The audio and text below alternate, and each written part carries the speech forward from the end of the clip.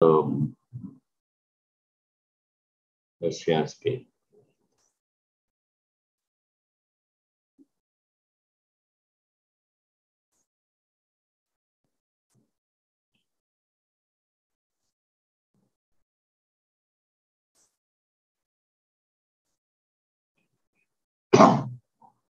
Okay, so আমরা আজকে যেটা দেখবো সেটা হলো the basic idea of thermodynamics and phase diagram. আমরা thermodynamicsটা একটু associate করব in studying phase diagram because phase diagram বুঝতে গেলে পরে thermodynamics এর কোনো বিকল্প নেই। আমরা আজকে এটাই এক্সপ্লেন করার চেষ্টা করব। Okay. So at the end of this lecture, you should be able to understand and explain the thermodynamic principles needed to understand it. And the principal concepts to master includes basic definition, কিছু definition যেটা আমরা এখানে use করব সেগুলা আমরা আবার reiterate করব। Concept of equilibrium এটা আমরা বোঝার চেষ্টা করব, যদিও আমরা আজকে আমরা মূলত অনেক কিছু তোমরা থার্মোডাইনামিক্সে পড়েছো সেটা দেখতে পাবে, সেগুলোকে আমরা একটা গুছায় ফেজ ডায়াগ্রামের সাথে রিলেট করার চেষ্টা করবো, সেটাই হলো আমার উদ্দেশ্য। সো কনসেপ্ট অফ ইকুইলিব্রিয়াম এখানে আমরা আলাপ করব, the driving force for transformation সেটা আমরা দেখবো, and the condition for equilibrium in heterogeneous system. যেহেতু আমাদের ফেজ ডায়াগ্রামগুলো যেগুলো আছে সবগুলাই হলো heterogeneous system, আমরা বলেছি একাধিক ফেজ স্টেজ থাকে, multi component and heterogeneous system। তো এখানে কন্ডিশন ফর ইকুইলিব্রিয়াম কি ছিল বা কি সেটা আমরা ডিসকাস করব, এবং এর সাথে আমরা একটা ইম্পর্টেন্ট রুলের কথা আমরা আলাপ করেছিলাম থার্মোডাইনামিক্সের জায়গায় বলে গিবস ফেজ রুল, সেটা নিয়ে আবার ডিসকাস করব। Okay, so the basic idea includes একটা ফেজ আছে, আমরা ফেজের ডেফিনেশন বিভিন্ন হয়ে দিয়েছি। So it's a part of the system বা পোর্শন অফ দ্য সিস্টেম, যেটা একটা ইউনিফর্ম স্ট্রাকচার আছে, প্রপার্টিজ আছে, কম্পোজিশন আছে। And one other fact is that the phase যেটা আমরা কনসিডার করছি সেটা ফেজটা একটা ইকুইলিব্রিয়াম ফেজ হতে পারে, একটা নন ইকুইলিব্রিয়াম ফেজ হতে পারে। Then we have phase diagram. Phase diagram একটা আমরা বলেছিলাম একটা গ্রাফিক্যাল রিপ্রেজেন্টেশন, একটা সিস্টেম যত ধরনের ফেজ পজেস করতে পারে, যত ধরনের ইকুইলিব্রিয়াম ফেজ পজেস করতে পারে in different thermodynamic conditions. Thermodynamics বলতে আমরা টেম্পারেচার, প্রেসার, কম্পোজিশন মেইন করি, যদিও আমরা তিনটা একসাথে ইউজ করি না, আমরা যেগুলো দুইটা ইউজ করি সেটা আমরা পরে দেখবো। সো যত ধরনের ফেজ ইকুইলিব্রিয়াম ফেজ একটা সিস্টেম পজেস করে সেটাকে গ্রাফিক্যালি রিপ্রেজেন্ট করাটাই হলো ফেজ ডায়াগ্রাম, এবং এইটার পিছনে যা লজিকটা কাজ করে সেটা হলো থার্মোডাইনামিক্স। ফেজ ট্রান্সফরমেশন আমরা দেখেছি, it's the formation of new phase. কখন একটা নিউ ফেজ তৈরি হয় আরেকটা একটা এক্সিস্টিং একটা ফেজ থেকে, যে নতুন ফেজটা which will be different from the existing phase, different physical property হতে পারে, কেমিক্যাল প্রপার্টি হতে পারে, স্ট্রাকচারাল প্রপার্টি হতে পারে। এবং যখন আমরা ফেজ ট্রান্সফরমেশন স্টাডি করব তখন আমরা থার্মোডাইনামিক্স কাইনেটিক্স দুটো একসাথে ইউজ করব। সো এই হলো আমাদের লজিকটা। থার্মোডাইনামিক্স ডিফারেন্ট ফ্রম কাইনেটিক্স সেটা আমরা জানি বা দেখেছি আগে, যে থার্মোডাইনামিক্স এর মধ্যে time is not a variable. Thermodynamics just can tell which process will occur or not, ঠিক আছে, but will never tell how long the process will take to complete. So thermodynamic principle যেটা সেটা deal করে হলো একটা reaction হবে কি হবে না, বা একটা ফেজ চেঞ্জ বা একটা ট্রান্সফরমেশন অফ ফেজ হবে কি হবে না, কিন্তু কখন হবে সেটা সে এক্সপ্লেন করে না। এবং এই existing of A thermodynamic driving force, খেয়াল করো ড্রাইভিং ফোর্স কোনটা, সেটা হলো নেগেটিভ গিভস এনার্জি, যেটা আমরা ডেল্টা জি মাইনাস, ঠিক আছে। সো মাইনাস ডেল্টা জি যেটাকে আমরা বলি thermodynamic driving force, it doesn't mean that the process will necessarily occur. তার মানে ডেল্টা জি যে নেগেটিভ হলেই আমরা বলবো যে রিঅ্যাকশনটা হবে বা ফেজ চেঞ্জটা হবে, নট নেসেসারিলি ট্রু। যেমন both diamond and graphites are found at 25 degrees centigrade and 1 atmosphere. So room temperature কন্ডিশনে ডায়মন্ড এবং গ্রাফাইট দুইটাই আমরা পাই, যদিও আমরা জানি graphite is thermodynamically more stable than the diamond. So দুইটা ফেজই আছে, থার্মোডাইনামিক্যালি স্টেবল ফেজ হলো ইন দিস কন্ডিশন সেটা হলো গ্রাফাইট, কিন্তু গ্রাফাইট কখনোই ডায়মন্ডে চেঞ্জ হয়ে যাবে না, ঠিক আছে, because of the existence of a huge nucleation barrier. So একটা নিউক্লিয়েশন ব্যারিয়ার আছে, সেই ব্যারিয়ারটা ওভারকাম করা the prevent condition is not possible, যার কারণে এই ট্রান্সফরমেশনটা হবে না। সো কাইনেটিক্স যদি আমরা ডিল করি, কাইনেটিক্স এর মধ্যে basically time is a variable, ঠিক আছে, কি parameter in kinetics. So that's the basic difference between thermodynamics and kinetics, যেটা আমরা দেখেছি। So in the next few lectures আমরা যেটা ডিল করবো সেটা হলো some basic thermodynamic concepts that required for a more fundamental appreciation of phase diagram and phase transformations. এবং যে সমস্ত কনসেপ্ট গুলো আমরা আবার রিইটারেট করব, রিভিজিট করব, সেগুলো হলো কিছু থার্মোডাইনামিক রিলেশনস আছে, সেগুলো আমরা দেখবো in terms of free energy, free energy related যে সমস্ত ইকুয়েশন গুলো আছে সেগুলো আমরা আবার দেখার চেষ্টা করব, কনসেপ্ট ইকুইলিব্রিয়াম আমরা বোঝার চেষ্টা করব। দেন সিঙ্গেল কম্পোনেন্ট সিস্টেমের মধ্যে মনে আছে কিনা তোমাদের ক্লাসিয়াস-ক্ল্যাপেরন ইকুয়েশন অথবা ক্ল্যাপেরন ইকুয়েশন, এই যে দুটো ইকুয়েশন আছে সেগুলোকে আমরা আবার দেখার চেষ্টা করব কিভাবে সিঙ্গেল কম্পোনেন্ট সিস্টেমের জন্য ফেজ ডায়াগ্রাম তৈরি করা হয়। দেন বাইনারি সলিউশন নিয়ে আমরা একটু আলাপ করব, কারণ ফেজ ডায়াগ্রাম গুলো আমরা যেগুলো পড়বো মূলত বাইনারি হিসেবে ট্রিট করব। সুতরাং বাইনারি ট্রিট করতে গেলে পরে বাইনারি সলিউশনের ক্যারেক্টারিস্টিক্স গুলো আবার রিভিজিট করা দরকার এবং থার্মোডাইনামিক্স বিহাইন্ড এ বাইনারি সলিউশন সেটা স্টাডি করা দরকার। এন্ড ফাইনালি হেটেরোজেনাস সিস্টেমের ইকুইলিব্রিয়াম সেটা আমরা দেখব।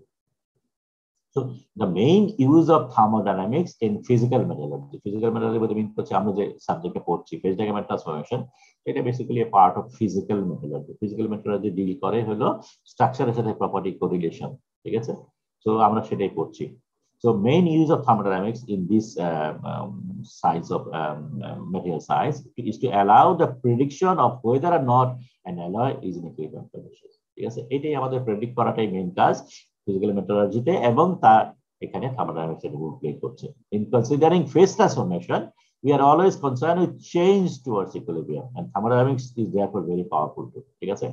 আমরা যেহেতু ট্রান্সফরমেশন যখন করব, একটা ফেজ ট্রান্সফরমেশন করব, ফেজ ট্রান্সফরমেশন হওয়া মানে হলো একটা আনস্টেবল স্টেট থেকে একটা স্টেবল স্টেটে যাওয়া, ঠিক আছে। সুতরাং এই যে ইকুইলিব্রিয়াম স্টেটটা যেটা আমরা যাচ্ছি, সেই ইকুইলিব্রিয়াম স্টেটটা কোনটা সেটা বোঝার জন্য আমাকে থার্মোডাইনামিক্স টুলস ইউজ করতে হবে। So the focus will be on understanding how free energy changes as a function of thermodynamic parameter, which can help us explain the phase coexistence. Phase coexistence মানে দুইটা phase কি করে একসাথে থাকে, দুইটা phase কি করে ইকুইলিব্রিয়ামে থাকে, ঠিক আছে, এবং একটা ফেজ আরেকটা ফেজের রেসপেক্টে কিভাবে ট্রান্সফর্ম করে। তো এইগুলো দেখতে গেলে আমাদের free energy change as a function of thermodynamic parameter সেটা আমাদের স্টাডি করতে হবে। সো এটাই আমাদের ফোকাস হবে ইন দিস লেকচার এবং few other lectures as well. Basic definition গুলো আমরা টার্মিনোলজি গুলো যদি আবার দেখি, সেটার মধ্যে আমরা সিস্টেমকে ডিফাইন করেছিলাম। দিস কেস আমরা ম্যাটেরিয়ালের কনটেক্সটে আমরা সিস্টেমকে ডিফাইন করব। System could B A metal or system could be N alloy or a compound, define হতে হয় consisting one or more phases. এবং ফেজ আমরা বলেছি যে একটা system, part of system with distinct homogeneous physical and structural characteristics. Example হিসেবে যদি ধরি, আমরা পানির কথা বলেছি, H2 এটা তিনটা ডিফারেন্ট ফেজ হতে পারে যদিও তার composition same. At the same time steel যদি কনসিডার করি, steel and alloy of iron and carbon, এবং এটা ডিফারেন্ট ফেজ হতে পারে, যেমন রুম টেম্পারেচার এটা ফেরাইট হিসেবে থাকতে পারে।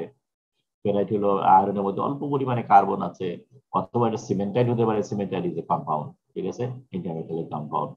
So which is formalise Fe3C, সেটা হতে পারে। যেমন this is the structure of steel, ঠিক আছে। তো স্টিলের মধ্যে কিছু দেখা যায় কিছু সাদা জায়গা আছে, কিছু কালো জায়গা আছে।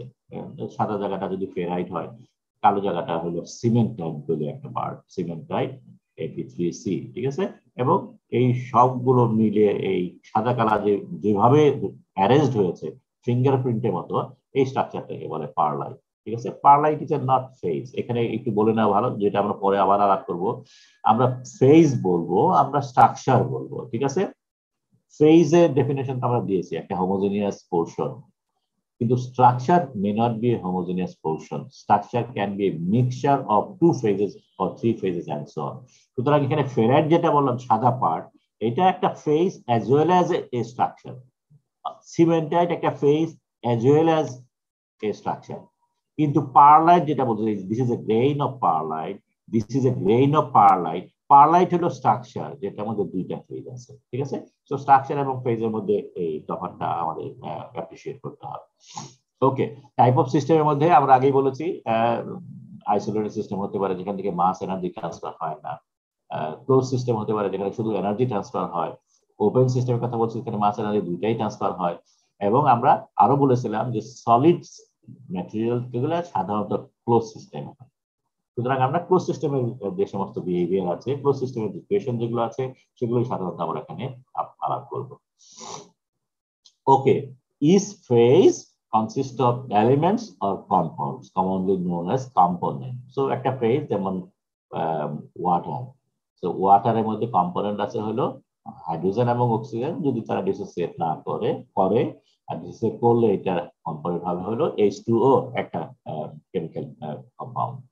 স্টিলের মধ্যে কম্পাউন্ড আছে, আয়রন কার্বনের কথা বলেছি, এছাড়াও নানাবিধ কম্পোনেন্টের মধ্যে আছে সালফার, ফসফরাস, বিভিন্ন ধরনের। তো this are the components of the phase ferrite. Ferrite হলো একটা ফেজ, ফেজের মধ্যে যে সমস্ত কম্পোনেন্ট আছে তার মধ্যে আয়রন, কার্বন এক্সেট্রা আছে। পানি, ওয়াটার একটা ফেজ, তার মধ্যে আইদার H2O হতে পারে অথবা H হতে পারে, O হতে পারে, depending on the situation. So components are elements or compound consisting a phase within a system. ঠিক আছে? So phase যা দিয়ে তৈরি হয়, যে এলিমেন্টস দিয়ে তৈরি হয়, যে সেগুলোকে বলি আমরা component. And the composition of a phase আমরা কম্পোনেন্ট রেসপেক্টে আমরা আলাপ করি। তার মানে যদি আমরা বলি যে এই যে ফেরাইট একটা ফেজ আছে, সেই ফেরাইটের মধ্যে কি কি কম্পোনেন্ট আছে, সুতরাং এটা আমরা হিসাব করব আয়রন কত পার্সেন্ট আছে, কার্বন কত পার্সেন্ট আছে, এক্সেট্রা এক্সেট্রা। সো আমরা এটা রিলেটিভ অ্যামাউন্টের বা পার্সেন্টেজের হিসাবে আমরা সাধারণত composition of A phase distinct করি। সো দ্য হায়ারার্কি ইজ, প্রথমে আমরা পাই সিস্টেম, যেটা could be metal, alloy or compound, anything হতে পারে, এবং তার ভিতরে আছে নানাবিধ ফেজ, একটা দুটা যে কয়টা থাকতে পারে ফেজ। ঠিক আছে, one or more in a system. এবং ফেজ গুলো তৈরি হয় কম্পোনেন্ট দিয়ে। তো কম্পোনেন্ট গুলো সাধারণত এলিমেন্টাল ফর্ম হতে পারে বা মলিকুলার ফর্ম হতে পারে, এবং ফেজের মধ্যে একাধিক কম্পোনেন্টস থাকতে পারে। So components are the ingredients present in a given phase of a system at a given temperature, pressure or composition. So at a given thermodynamic condition, components হলো phase যা দিয়ে তৈরি সেগুলো। এখন এই কম্পোজিশনটা আমরা নরমালি বিভিন্ন ভাবে এক্সপ্রেস করতে পারি। অ্যাটম পার্সেন্ট দিয়ে করতে পারি, ওয়েট পার্সেন্ট দিয়ে করতে পারি, মোল ফ্র্যাকশন দিয়ে করতে পারি, কেমিক্যাল পটেনশিয়াল দিয়ে করতে পারি, অ্যাক্টিভিটি দিয়ে করতে পারি, সেগুলো আমরা থার্মোডাইনামিক্স দেখেছি। তো আমরা নরমালি ওয়েট পার্সেন্টটাই ডিল করব বেশি বেশি করে। কেমিক্যাল থার্মোডাইনামিক্স যেটা আছে বা কেমিস্ট্রিটা, ফিজিক্যাল কেমিস্ট্রি যেটা পড়ে, সেটাও থার্মোডাইনামিক্স এর সাথে রিলেটেড। তো কেমিস্ট্রিটা সাধারণত অ্যাটম পার্সেন্টটা প্রেফার করে বেশি, তারা অ্যাটম পার্সেন্ট নিয়ে কম্পোজিশন বের করতে চায়। আমরা মেটালার্জিস্টরা বা মেটেরিয়াল সায়েন্টিস্টরা সাধারণত ওয়েট পার্সেন্ট ইউজ করি। ঠিক আছে, মোল ফ্র্যাকশন এটা আমরা থার্মোডাইনামিক্সে দেখেছি, this is very easy thing to do. Mole fraction দিয়ে আমরা বেশি আলাপ করি, আমরা খুব একটা মোল ফ্র্যাকশন ইউজ করি না। ওকে, এবং এই ধরনের ফর্মুলা আমরা দেখেছি কিভাবে মোল ফ্র্যাকশন ক্যালকুলেট করে, ওয়েট পার্সেন্ট কি করে ক্যালকুলেট করে, এবং অ্যাটম ফ্র্যাকশন থেকে ওয়েট পার্সেন্ট, বা ওয়েট পার্সেন্ট থেকে অ্যাটম ফ্র্যাকশন, বা অ্যাটম পার্সেন্ট থেকে ওয়েট পার্সেন্টে কিভাবে কনভার্ট করতে হয়, বা ওয়েট পার্সেন্ট থেকে অ্যাটম পার্সেন্ট কিভাবে কনভার্ট, এই সমস্ত ফর্মুলা আমরা দেখেছি। এখানে রেফারেন্স হিসেবে দিয়ে দিলাম, তোমরা জাস্ট যদি মনে না থাকে আবার দেখতে পারো। Okay, so our concern will be how these phases are present in a system at equilibrium under a given set of thermodynamic conditions. So একটা particular condition এ ফেজ গুলো কিভাবে ইকুইলিব্রিয়ামে কিভাবে থাকে, ঠিক আছে, how these phases are present ইকুইলিব্রিয়ামে কিভাবে এই ফেজগুলো থাকে, সেটাই হলো আমাদের মেইন কনসার্ন। এবং ম্যাটেরিয়াল সায়েন্সে আমরা সাধারণত ওই থার্মোডাইনামিক কন্ডিশন যেটা বললাম, তিনটা ভেরিয়েবল আছে। আমরা থার্মোডাইনামিক্সে বলেছিলাম তিনটা ভেরিয়েবল স্টাডি করা আমাদের জন্য ডিফিকাল্ট। আমরা সাধারণত 2 ডাইমেনশনটা খুব ইজিলি বুঝতে পারি, 3rd ডাইমেনশন দিলে পরে আমাদের সমস্যা হয়। সো সেই জন্য 2 ডাইমেনশন করতে গেলে আমরা সাধারণত প্রেসারকে কনস্ট্যান্ট করি, পিটাকে সরিয়ে দিই। কিভাবে সরিয়ে দিই? পিটা কনস্ট্যান্ট করে, ইউজুয়ালি 1 অ্যাটমসফিয়ারে, সাধারণত most of the metallurgical process 1 অ্যাটমসফিয়ারে হয়ে থাকে। সো আমরা 1 অ্যাটমসফিয়ার ধরে প্রেসারটাকে আমরা নেগলেক্ট করে সরিয়ে ফেলি। And thus the principal thermodynamic variable to control phase equilibrium are temperature and composition. So আমরা কি কি ফেজ ইকুইলিব্রিয়াম আছে সেটা স্টাডি করব। এট দ্য সেম টাইম আমরা আরো কিছু প্রশ্নের আনসার খোঁজার চেষ্টা করব, যেমন what are the distribution and proportion of the phases present in a system. একটা সিস্টেমের মধ্যে যদি একাধিক ফেজ থাকে, ঠিক আছে, ফেজগুলো কিভাবে আছে, কোনটা কতটুকু আছে, সেগুলো বোঝা আমাদের দরকার। What makes more than one phase coexist in function at equilibrium in the first place? দুইটা ফেজ কেন ইকুইলিব্রিয়ামে আসছে, ঠিক আছে, বা কেন ইকুইলিব্রিয়ামে থাকে সেটা আমাদের জানতে হবে। সো এই ধরনের কোশ্চেন জানা কেন প্রয়োজন? Because these are important when we need to consider the transformation of the phases, ঠিক আছে, কারণ because we process materials, they transform from one phase to another.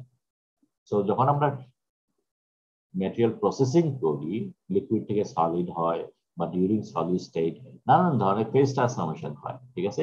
এই ফেজ ট্রান্সফরমেশন যখন আমরা স্টাডি করবো তখন আমাদের ওই ধরনের কোশ্চেন গুলো জানা দরকার, ঠিক আছে। For example, consider transformation of water into steam, ঠিক আছে।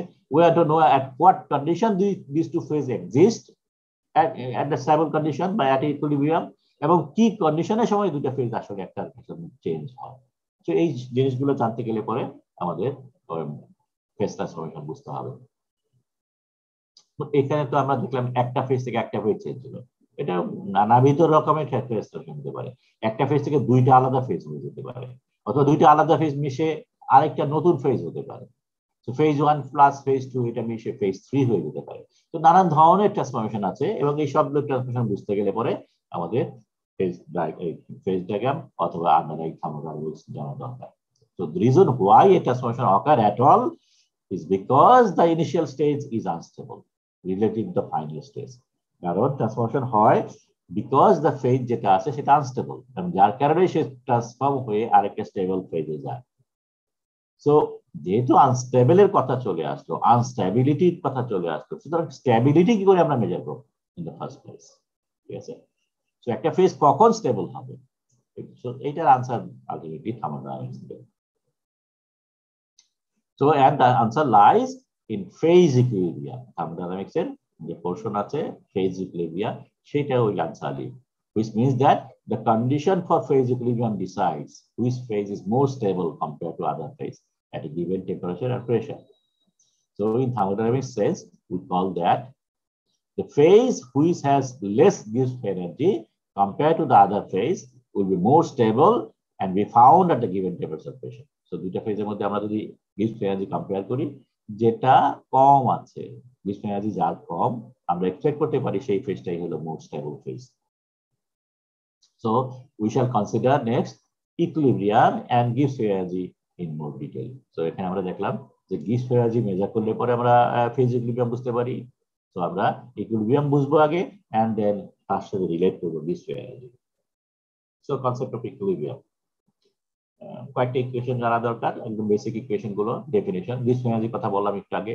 So what is Gibbs energy? It is simply equal to H minus Ts. What is H? H হলো এনথালপি। এনথালপি কাকে বলে? Enthalpy is equal to U plus PV. So these are the definition, এছাড়া আর কিছু না। So enthalpy definition হলো U plus PV, আর free energy definition হলো H minus Ts, ঠিক আছে। এবং এখানে এস হলো এন্ট্রপি, যেটা র্যান্ডমনেস অফ অ্যাটম ইন্ডিকেট করে। সো হাই এন্ট্রপি মিন করে মোর র্যান্ডম স্ট্রাকচার। সো আমরা আশা করতে পারি যে গ্যাস ফেজের এন্ট্রপি বেশি হবে, সলিড ফেজের এন্ট্রপি কম হবে, কারণ সলিড ফেজ হলো ক্রিস্টালাইন, অ্যাটম গুলো র্যান্ডম না, এটা রেগুলার প্যাটার্নে সাজানো হয়ে গেছে। সো এদের এন্ট্রপি কম থাকবে। গ্যাস ফেজের মধ্যে অ্যাটম টোটালি এক র্যান্ডম আছে, সো এদের এন্ট্রপি বেশি হবে। দেন দেয়ার ইজ ইন্টারনাল এনার্জি কথা একটা বলেছিলাম। ইন্টারনাল এনার্জি আমরা বলেছিলাম যে ইন্টারনাল এনার্জি হলো সেই এনার্জি যেটা ইন্টারনাল কন্ডিশনের সাথে associated. Internal condition of atoms, atom গুলোর কাইনেটিক এনার্জি কত, অ্যাটমিক স্পিন বা রোটেশন এনার্জি কত, এদের পটাশিয়াম এনার্জি কত, এই সবগুলো যোগফল হলো ইন্টারনাল এনার্জি, ঠিক আছে। So for condensed phase, solid and liquid, gas phase তো আছে আলাদা। ফর কনডেন্স ফেজ এই পিভি টার্মটা ইউজুয়ালি নেগলিজিবল, কারণ compared to gas phase, volume of a solid or liquid is very less, ঠিক আছে। ফর এক্সাম্পল, আমরা যদি 1 মোল অফ গ্যাসের ভলিউম কত হয় 22.4 লিটার, মনে আছে? বা যদি আমরা এমকেএস সিস্টেমে বলি meter cube. On the other hand, volume of a solid usually খুব সম্ভব 10 বা এই ধরনের কিছু একটা আছে, ঠিক আছে। 10 হলো, ওইটা হলো মিটার কিউব, আর এটা হয় খুব সম্ভব লিটার বাই ধরনের কিছু একটা। So very wide range vary করে। 10 সিসি আর এটা হলো 24,000 সিসি। যার কারণেই আমরা অ্যাপ্রক্সিমেটলি এই ভ্যালুটাকে নেগলেক্ট করতে পারি এবং তখন আমরা এইচ কে ইন্টারনাল এনার্জি হিসেবে ট্রিট করতে পারি। ওকে, এটা হলো limiting case. So a system is said to be an equilibrium when it is most stable. That is, shows no desire to change. ঠিক আছে, আমরা এনার্জি কি বলে ইকুইলিব্রিয়ামকে ডিফাইন করেছিলাম। যখন এটা চেঞ্জ হইতে হইতে একদম লাস্ট পর্যায়ে চলে গেল, it has no desire for change, তখনই আমরা বলি এটা ইকুইলিব্রিয়াম অ্যাটেইন করেছে, ফাইনাল রেস্টিং প্লেস অ্যাটেইন করেছে। এখন আমরা সেটাই বলছি, the system is in equilibrium when it is in stable state, most stable state, যার ফলে আর কোনো চেঞ্জ হবে না। ঠিক আছে, at the given condition it will not change any further. According to combined statement of first and second law, আমরা dz equation আমরা পেয়েছিলাম, dz minus sdt plus dtp, mu dn একটা আছে, সেটা আমরা ইউনিটারি সিস্টেমের জন্য আপাতত ইগনোর যদি করি, তো this is our basic equations.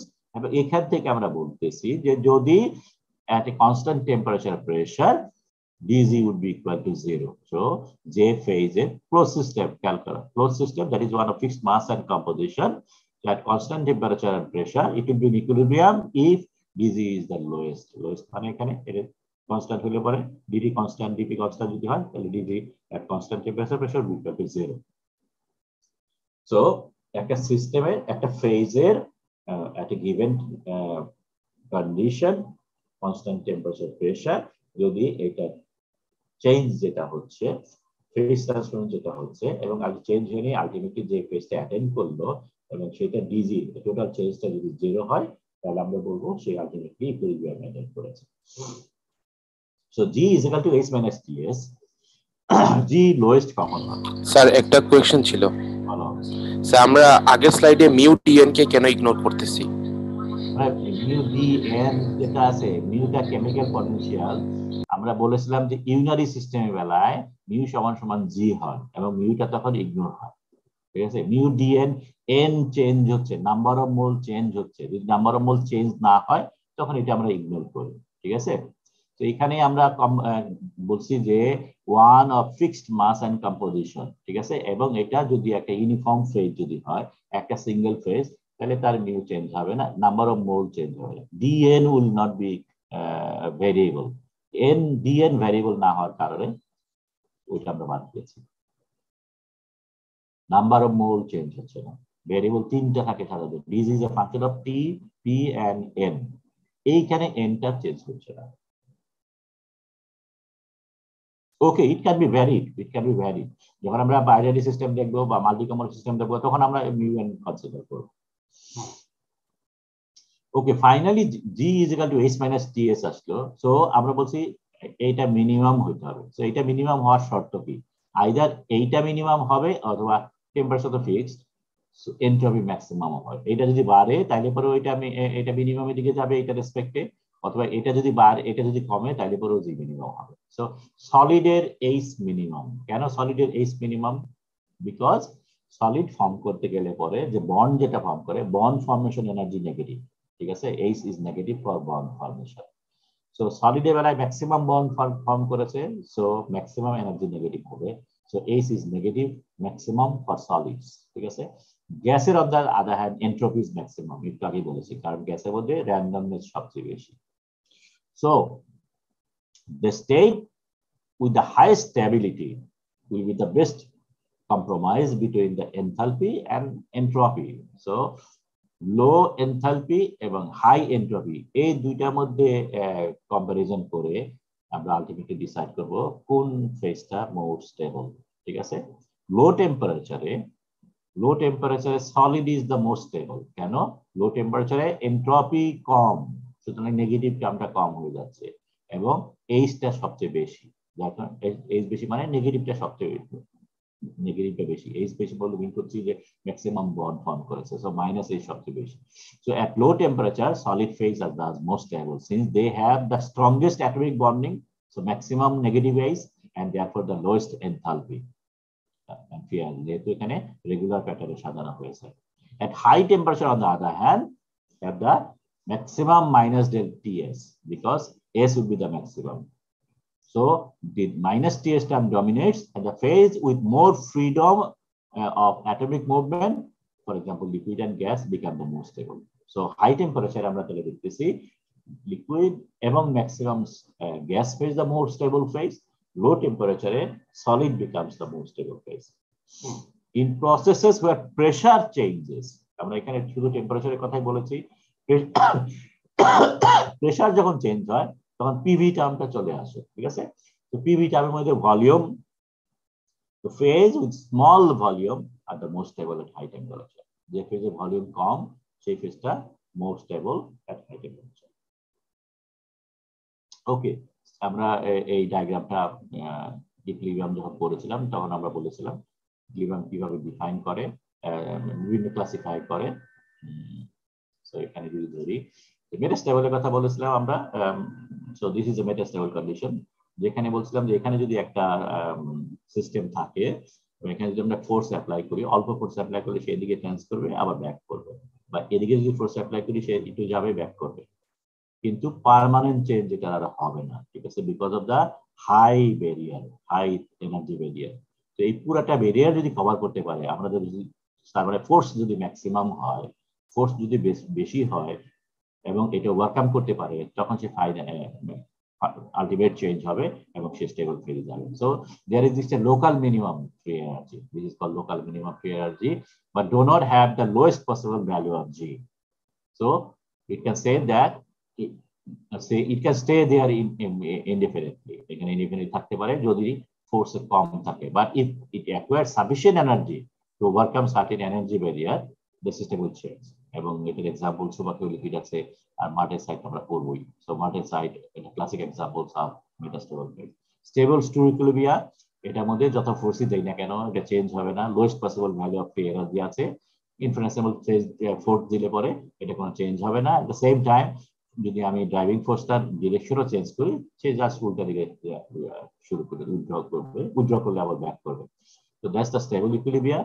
And unstable তো এখানে বোঝা যাচ্ছে the highest possible G value, so it will change continuously.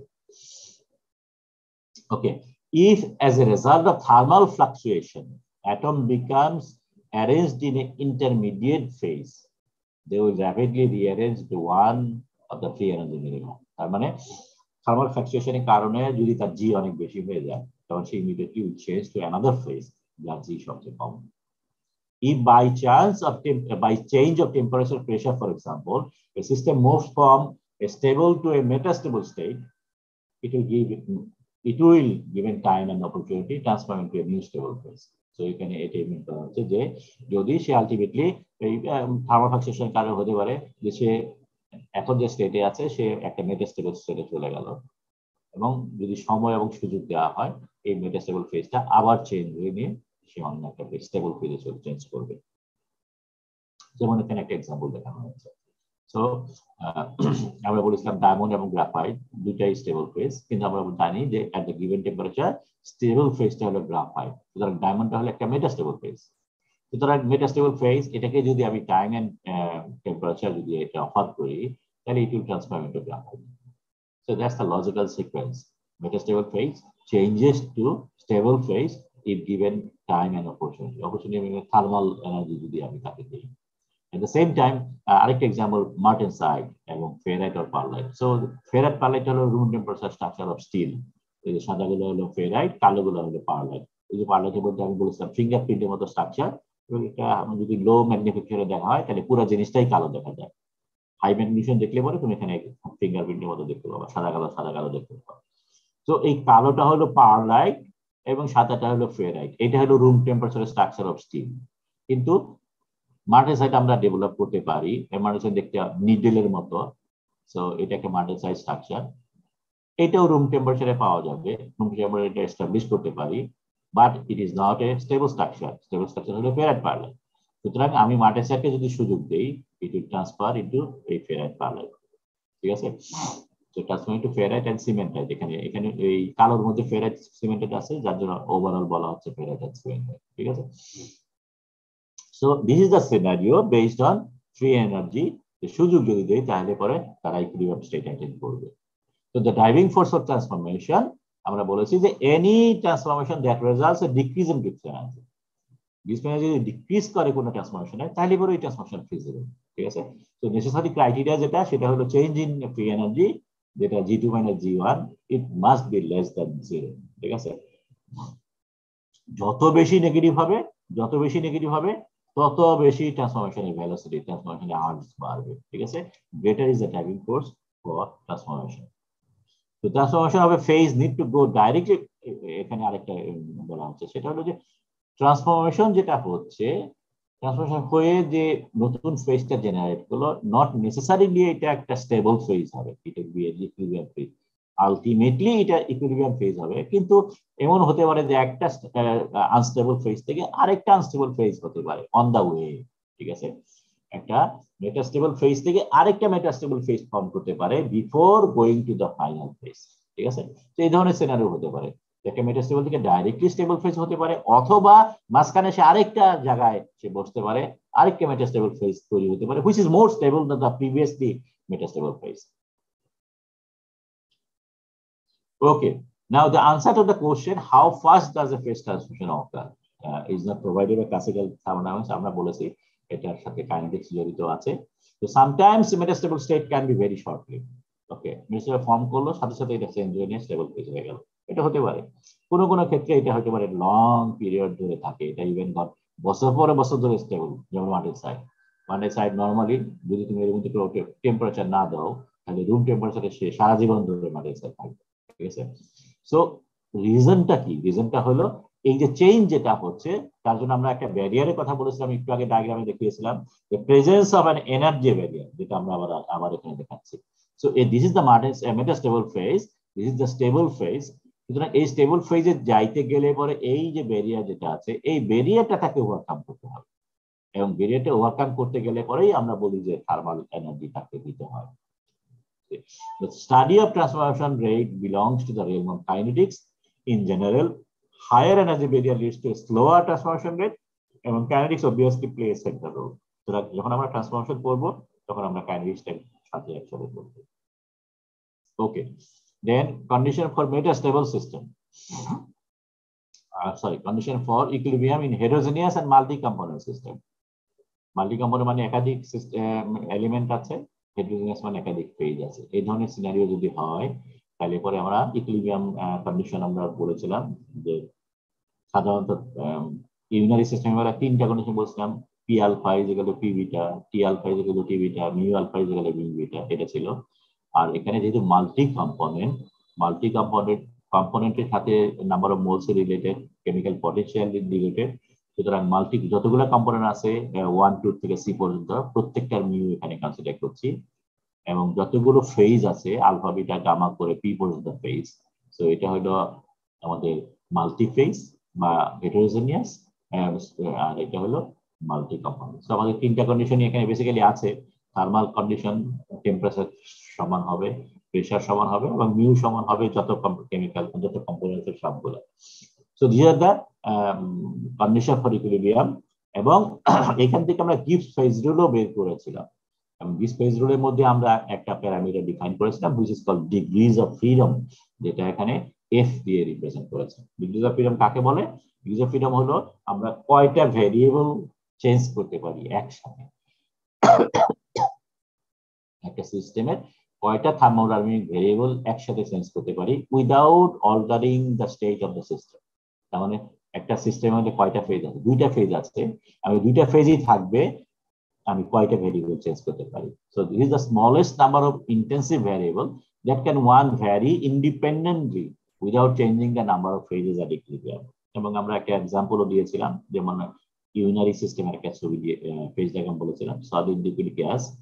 তো সলিড ফেজ যদি হয়, যদি সিঙ্গেল ফেজ হয়, তাহলে আমরা সিঙ্গেল ফেজের মধ্যে এই যে কোনো জায়গায় যেতে পারি। সো আমরা প্রেসার এবং টেম্পারেচার দুইটাই ভ্যারি করাতে পারি। প্রেসার এখান থেকে এখানে আসতে পারে, কোনো সমস্যা নেই। টেম্পারেচারও আমি এখান থেকে এখানে দুইটা একসাথে চেঞ্জ করতে পারি। সো যার জন্য এটা ডিগ্রিজ অফ ফ্রিডম হলো 2। ঠিক আছে, আমরা এখানে যদি ফর্মুলা যদি অ্যাপ্লাই করি, এখানে ফেজ হলো একটা, কম্পোনেন্ট হলো একটা, সো এক এক কাটা যাবে, ফ্রিডম হলো 2। তার মানে দুইটা ভ্যারিয়েবল আমরা একসাথে অল্টার করতে পারি।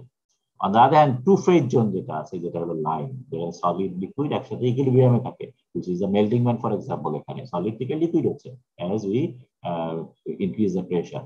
So এই ইউনারি সরি এখানে দুইটা ফেজ যেখানে আছে সেটা ডিগ্রিজ অফ ফ্রিডম আমরা যদি এখান থেকে বের করি, কম্পোনেন্ট 1 ফেজ হলো দুইটা, তো দুই কাটা যাবে, ফ্রিডম হলো একটা। তার মানে কেবলমাত্র একটা আমরা ভেরিয়েবল চেঞ্জ করতে পারবো ইন্ডিপেন্ডেন্টলি। তার মানে আমি যদি প্রেসার চেঞ্জ করি, ফর এক্সাম্পল এখানে আছে প্রেসার যদি চেঞ্জ করি আমরা টেম্পারেচার অটোমেটিক্যালি ফিক্সড হয়ে যায়, আমি টেম্পারেচার চেঞ্জ করতে পারবো না।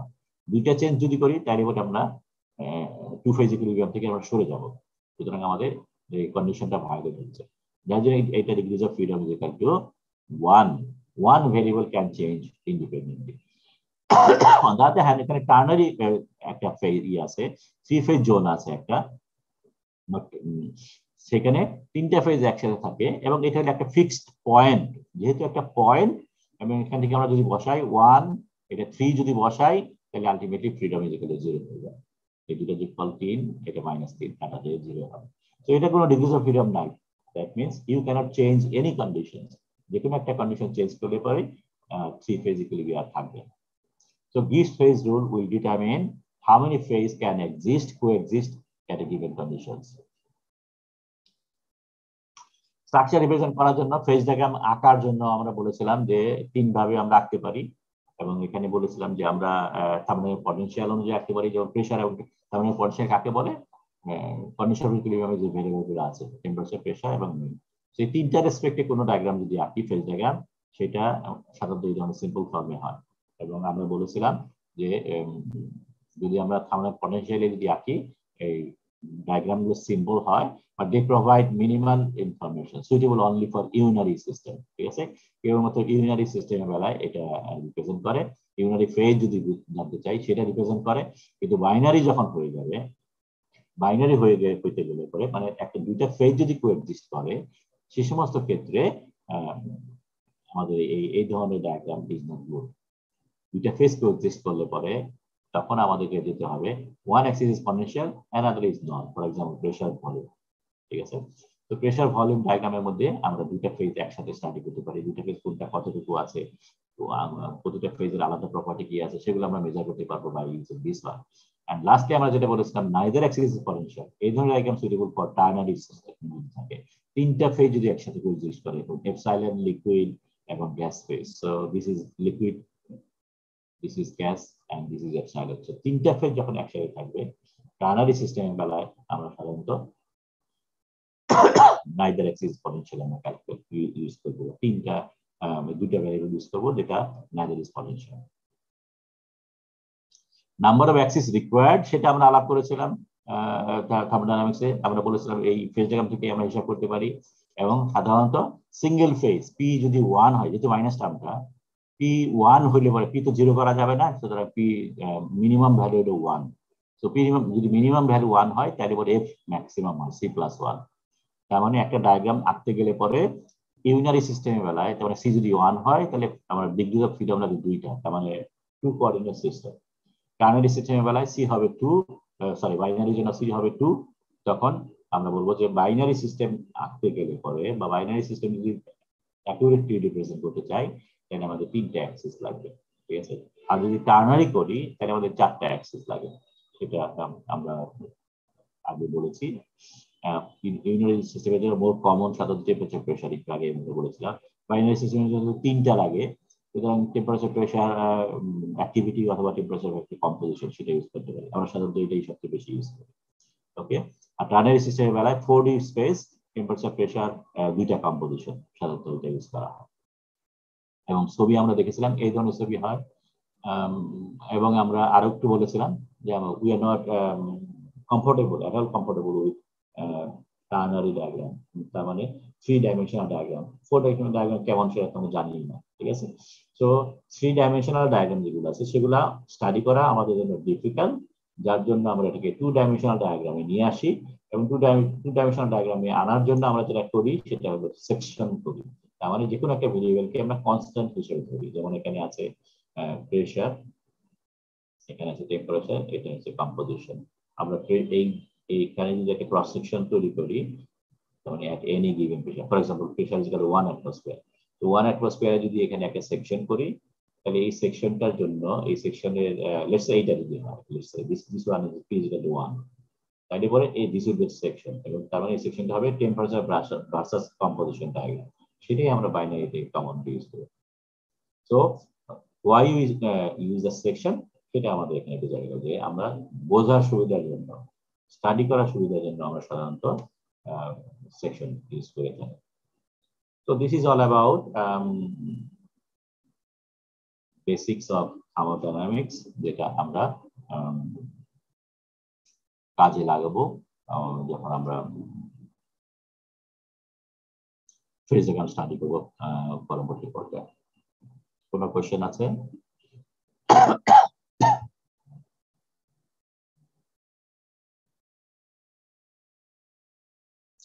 ওকে, আজকে যেহেতু আমরা ক্লাস নেব না, এটা স্টপ শেয়ার করি। আগামী সপ্তাহ থেকে তো ক্লাস ইয়েতে হচ্ছে, ক্লাসে হবে, তো ক্লাসে দেখা হবে তোমাদের সবার সাথে। একটু একটা জিনিস বলে রাখা ভালো, যে তোমাদের অনেকেই এখানে অনলাইনে 8টা ক্লাস 8টায় অ্যাটেন্ড করো নাই, ঠিক আছে? তো নর্মালি যখন ক্লাসে যাবা, ক্লাসে গেলে পরে আমি 5 মিনিট পর নর্মালি দরজা আটকে দিই, ঠিক আছে? সুতরাং খেয়াল করবা যে যেন সময় মতো আসো, কারণ না হলে পরে আর অ্যাটেন্ডেন্স পাবা না, ঠিক আছে? তো এটাকে মনে রাখো, রেগুলার ক্লাস সময় মতো ক্লাস অ্যাটেন্ড করবা। ওকে, যদি কোনো কোশ্চেন না থাকে তাহলে আজকে শেষ করে ফেলি। সালাম আলাইকুম।